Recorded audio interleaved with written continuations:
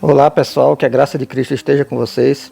Esse aqui é mais um vídeo nessa sequência sobre a história da igreja. Nos vídeos passados, se você não acompanhou, é bom você acompanhar para você entender mais esse vídeo aqui, que eu venho falando sobre a história da igreja e chegamos nos vídeos passados, nos dois vídeos anteriores, falando sobre a tradição católica romana e a tradição ortodoxa oriental, que são as duas grandes tradições que se destacaram dentro da história da igreja, né? Que fazem parte da história da igreja. Então nesse vídeo vocês vão conhecer os principais teólogos para os ortodoxos orientais, os cismas que aconteceram, as divisões e as reformas nessa vertente do catolicismo ortodoxo oriental. Então você já sabe, para me ajudar no vídeo, deixa o like, deixa a tua inscrição se você não for inscrito, compartilhe esse vídeo para alcançar mais pessoas e bora para mais esse vídeo.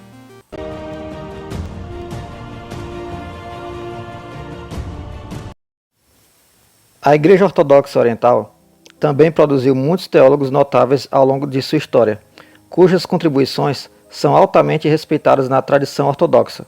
Aqui estão alguns dos principais teólogos ortodoxos orientais e o período em que eles viveram. São João Crisóstomo, que é do ano 347 até o ano 407. Arcebispo de Constantinopla, Crisóstomo é conhecido por sua eloquência e habilidade como pregador.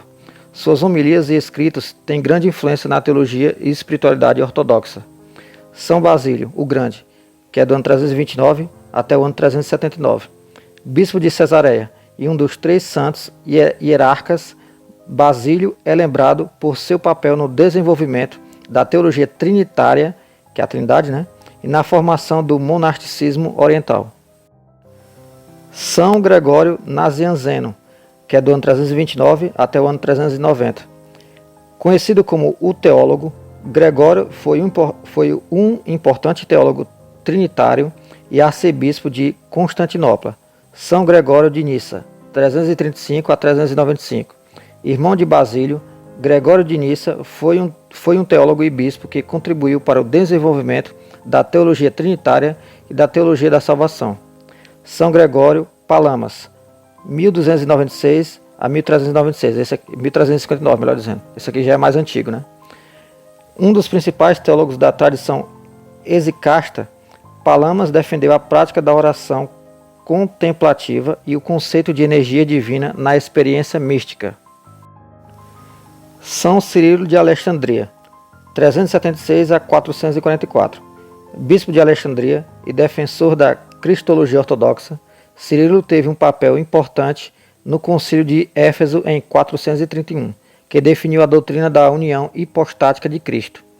São Teodoro, o Estudita, 759 a 826, um dos principais líderes do renascimento monástico na Igreja Ortodoxa.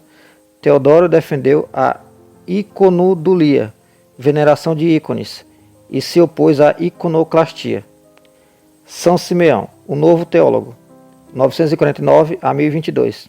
Um místico e poeta, Simeão é conhecido por sua profunda experiência mística e ensinamentos sobre a comunhão com Deus.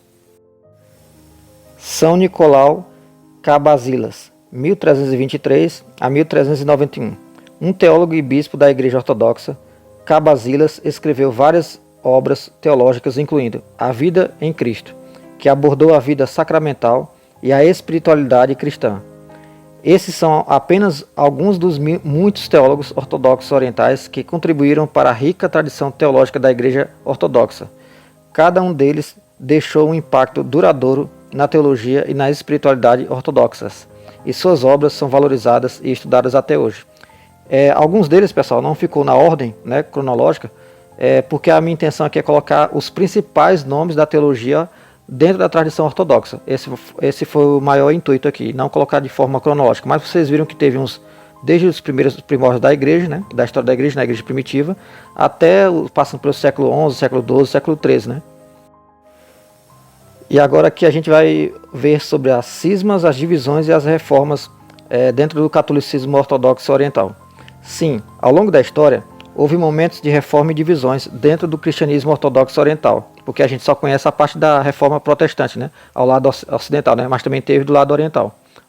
Essas reformas e divisões foram geralmente resultado de questões teológicas, políticas e culturais que afetaram a unidade da Igreja Ortodoxa, Alguns dos principais eventos incluem cisma oriental em 451. Em 451 d.C. ocorreu um cisma oriental, também conhecido como cisma calcedônio, que dividiu a Igreja Ortodoxa Oriental em várias igrejas regionais. Essa divisão foi causada principalmente pela disputa em torno do Concílio de Calcedônia e da natureza de Cristo. As igrejas que não aceitaram as decisões do concílio são conhecidas como igrejas ortodoxas orientais não calcedônias, como a igreja copta e a igreja síria. Então, já desde 451 teve essas pequenas reformas e divisões, né? Até para dizer que todas as igrejas do Oriente têm um pensamento igual, assim como também no Ocidente, nem todas têm um pensamento igual. Cisma Acádio em 484. O cisma Acádio foi uma divisão ocorrida dentro da Igreja Ortodoxa Oriental em 484 d.C., resultante de disputas teológicas e políticas entre o patriarca Acácio de Constantinopla e o Papa Félix III. O cisma durou até 519 d.C., quando a Igreja de Constantinopla, que era uma das sedes do Império Romano, né, e a Igreja Romana, a Igreja Católica Romana, conciliaram-se. Grande cisma do Oriente e Ocidente em 1054. Esse aqui foi o grande cisma, pessoal. Foi o grande cisma, né, que houve dentro do meio da cristandade em geral. O grande cisma foi um evento significativo que resultou na divisão entre a Igreja Ortodoxa Oriental e a Igreja Católica Romana.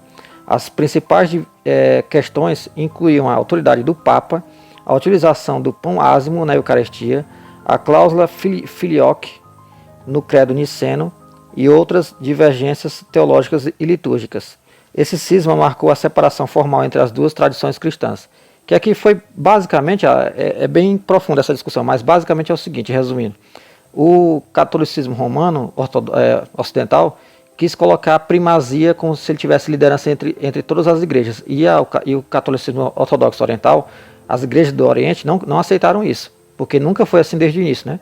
Por isso que a Igreja Católica Romana não é a igreja que fundou todas as outras. Ela, na verdade, é só uma tradição que cresceu e pegou uma predominância por causa do Império Romano, né? Quando teve a mistura, né, do Império Romano aceitando o cristianismo como religião oficial do Império. Tanto que a parte oriental do Império Romano, quando teve a divisão entre o Império Romano do Ocidente e do Oriente, a parte do Oriente ganhou uma preeminência e a parte do Ocidente ganhou outra proeminência. Então o catolicismo romano quis arvorar para si, o Papa, né, e com o catolicismo romano, quis colocar o bispado de Roma como o maior de todos e acima de todos. E o bispado, e os bispos e os bispados do Oriente não aceitaram isso. E teve esse grande cisma aqui. Reformas na Igreja Ortodoxa Russa. Ao longo dos séculos, houve tentativas de reforma dentro da Igreja Ortodoxa Russa para abordar questões como corrupção, relações com o Estado e renovação espiritual. Um exemplo significativo foi o movimento da Igreja Reformada, no século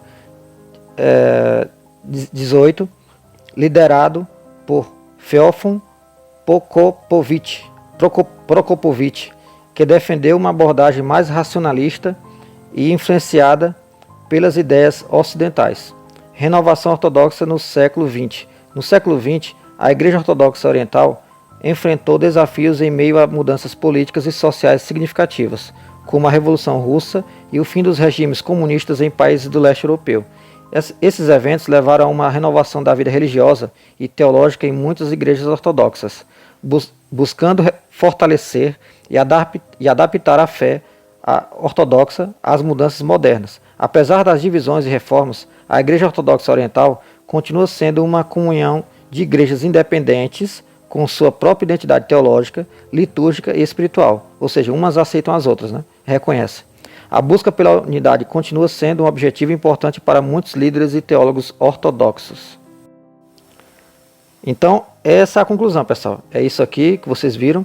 Então, houve esse período de divisões, rachas, né, e de reformas dentro do catolicismo ortodoxo oriental, que são as igrejas mais ao oriente. E entre eles o grande cisma, né, que é um dos grandes acontecimentos dentro da história da cristandade, né, dentro da história da igreja.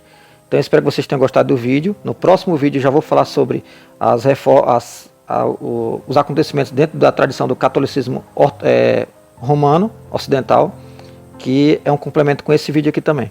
Então eu espero que vocês tenham gostado do vídeo. Deixa o like, deixa a inscrição se você não for inscrito, deixa o compartilhamento para alcançar mais pessoas, deixa o comentário também e não se esqueça. Somos um em Cristo e fica com Deus.